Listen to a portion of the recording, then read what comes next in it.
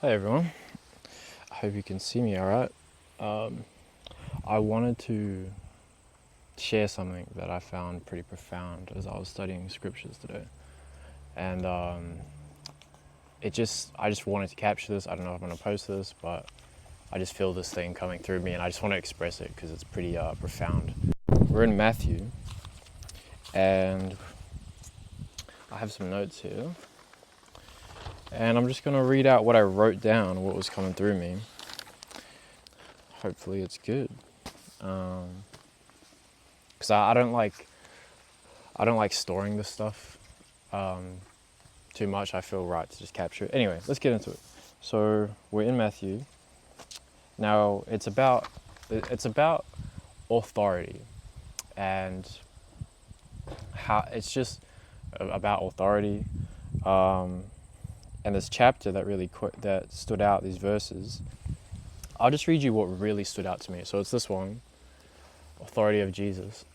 I know all my colors and stuff, very highlighted, means it's very special. So, where should I go? I'm just going to read off here what I wrote.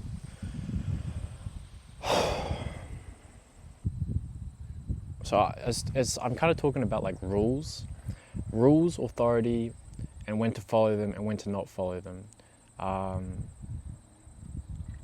So I'm just going to read this. If there is a more ethical or a higher morality that can be obtained by breaking a rule,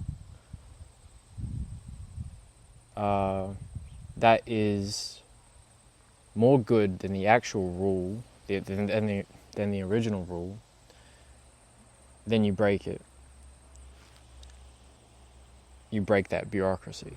So I'm just saying, sometimes rules conflict. Sometimes there's a lot of rules with whatever you're doing. Me, it's more the disability allowance. It's more getting costs approved so I can recover, because I'm struggling to get that done right now because there's so much regulation.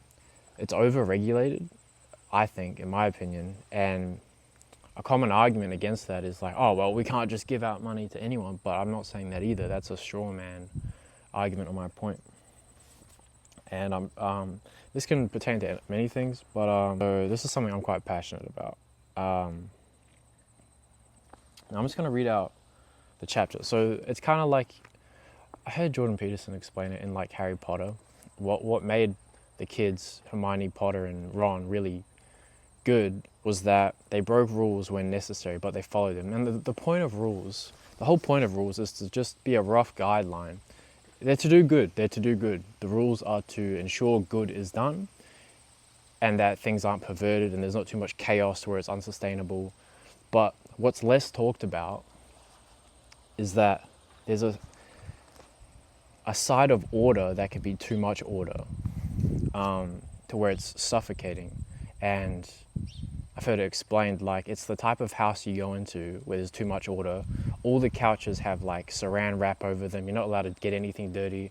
As soon as you put your cup down for a drink, the waitress comes over, puts a coaster under it, or wipes it, puts a coaster under it and gives you a bad look. Like there's just too much order, you know what I mean? It's too, you can't even be there, literally. And I can't even be here and get aid for my health. So that's why I'm passionate about this. But anyway, so I'll just read this out. I guess, oh no, where is it? Authority of Jesus questioned.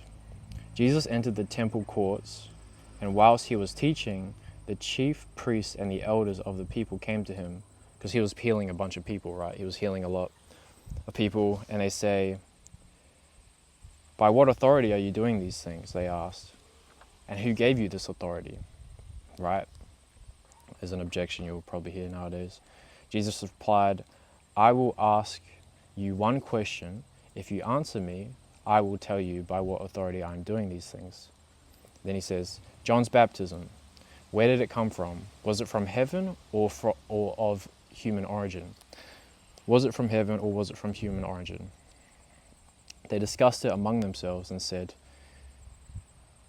if we say from heaven, he will ask, then why didn't you believe them? So this is the Pharisees talking.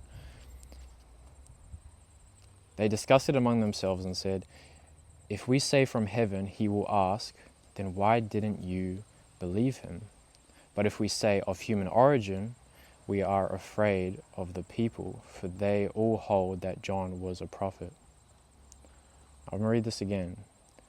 They discussed it among themselves and said, if we say from heaven, this authority to heal, he will ask, then why didn't you believe him?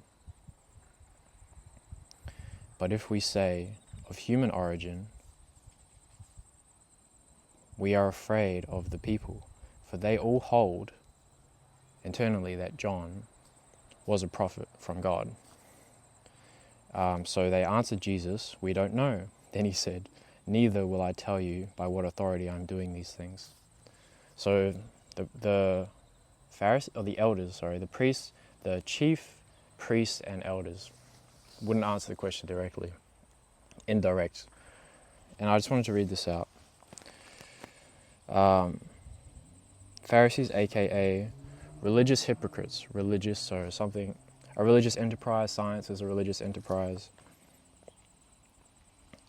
Anyway, we won't go into that. Pharisees, aka religious hypocrites, fear this because they are authority hijackers.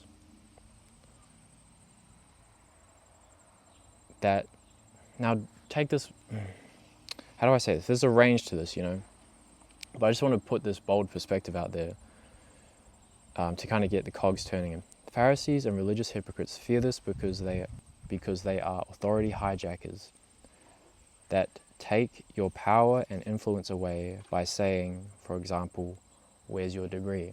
Now, you might know I'm into my physio stuff. I've learned a lot of stuff through my experience of having these injuries, and I've been able to fix a few injuries that yet in the physio curriculum being taught in universities isn't quite there. Like a very common one you'll hear is don't pull on your nerves, don't tension your nerves. And that's true when you don't bring a pump to it because it's cold. Nerves are a soft tissue, so you can bring a pump to it through my rehab principles. They're not mine, they're just the ones that I articulate in detail accurately, more accurately than others will. And you use that to bring a pump to the nerve anyway. So because it's a soft tissue, then once you bring a pump to the soft tissue, the nerve, works for tendons too because they're a soft tissue and fascia, you can pull on these nerves more and make them more compliant. Because I have tight nerves throughout my body. They're tight. And that's partly why I have this ankle issue. And I've had very severe, I used to burn to lift my fingers. I couldn't play video games anymore because it was just it hurt. And through years of just messing around, because I thought it was forearm tendon pain. Most people do, but it's commonly misdiagnosed. And it's because the nerves, they come through the forearm as well. And so it's a common misdiagnosis. Editing Billy here, what I was supposed to say was just that I was told a lot that to do nerve glides, and glides are mobilizing the nerve without tensioning them, without stretching them. And the point I was trying to make here was just that one of the points I should have included was just that I was told not to tension and constantly emphasized to just glide, but that never alleviated anything because they were tight and they just needed to be pulled on. It needed to be stretched. It needed length. It's just a tight rope that needs length. Super simple. Anyway, the point I was saying of that, eventually I figured out how to fix this, and I can do press up. I couldn't do a push up for 2 years. Just because the nerve would click and it would just burn and aggravate and annoy it. But since getting it, because it was so tight, I couldn't extend it at all, lengthen it at all, use it properly. But now since getting it longer and being active in these more stretched nerve positions, it's alleviated a lot. And I'm back to push-ups and pressing. It's not completely there, but it's way better. And I was constantly told on all the YouTube videos, on YouTube, all the physiotherapy YouTube videos, don't pull your nerves, it's dangerous, And I figured that out. And I don't have a degree. I don't have a degree. I figured that out. You know how crazy that is? And so that's the authority I have, because I had that issue. It was really bad. And and my spine and my neck. Like, my neck and spine were the worst. Because, one, I was paralyzed on the floor for like half an hour, 40 minutes once. Because I had a flare up. And I had like a sciatica kind of jolt almost through my spine. And I was just like, ugh. And just laying there. Happens in my neck sometimes. And don't worry, you're not in it. I was seeing a chiropractor a lot for that issue. Constantly. I see them twice a week, and you probably heard the story, like, I just had to keep going back. And it stopped when I just started doing these principles on the spine and its muscles. And if you know anything about the spine deeply, the current physio, like, it's the McGill Big Three. That's what all they do for the spine. And it's so dumb. It's dumb. It's stupid. It doesn't involve range of motion. It doesn't think like that. It's just like they just kind of miss the point. They miss direct isolation of the spine because they just don't know. And it's like, it's all right peripherally, the McGill Big Three, the bird dogs and all that, but it's not. It doesn't really fix it. And the principles I have really fix it. I discovered. Anyway, I need to get back to this. Enough of a passionate rant. So, religious hypocrites or authority hijackers, I'm talking about really like, Pharisees, just hypocrites. They take away your power and influence away by saying, for example, where is your degree? And the dark tetrad, so people that are Machiavellian, narcissistic, sadistic, what's the other one? I don't know, some terrible one. They can control everyone and stay in power unjustly. Because they can just censor you. They can just say, oh, well, where's your degree? You shouldn't be able to speak on this. And no one's really saying that to me on physiotherapy stuff, but it's just there is a bit of that culture though, still. Yeah, this is a big issue that I see in the physiotherapy kind of like ATG world. It's just like, everyone's like, oh, it's a scam. I'm scamming you. But it's just like, look at the results. Look at the results. Like, I didn't want to go to uni because I knew it was garbage. I wanted to go there for business. And I was like, I'm listening to like 60-year-old women who don't have a business. And they're just reciting this thing. And I'd rather just go get experience. And so I just have experience. That's all I really have. I just have a lot of experience with my own body. And there's this really stupid argument that's out there that's like, oh, well, all bodies are different. It's like, what? Man, I've heard some physios say that. Like, well, bodies are different. And, well, everyone's body's different. Like, I was trying to get a diagnosis for the tear on my knee. It feels like a divot. It feels like I had ACL surgery, but I didn't. That's what the ruptures are. And I was seeing a physio because I needed to get a support letter just to get financial aid. And grateful we have financial aid in New Zealand. Like, that's cool. But it barely works. Like, the financial aid, she was timid to diagnose me because I seemed so complex to her. My injuries that I was having. And she's like, you feel that, right? She's like, oh yeah, I know what you mean. And she was like, because I didn't have a diagnosis. I still didn't have a diagnosis. It's been like 2-3 years I've been trying to get this diagnosis. Eventually I got one, but like just off some weird coincidence. And just think about how many people need to go through that experience. It shouldn't be this difficult. My identity shouldn't have to change completely just to get this done. But anyway, she was like, oh, well, all bodies are different. And it's like, in a small way, yeah. But we all have, what are you even on? We might have different insertion points, but like, it's not that different. And it's just, the way some professionals just wiggle out of responsibility. It's just like, it's so contemptible. And just cowardly. I don't know.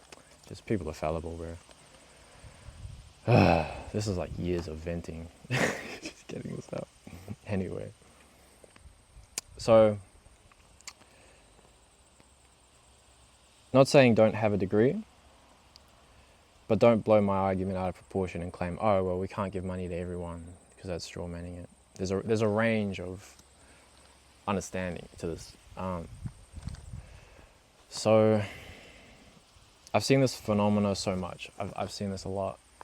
And it's in other things too.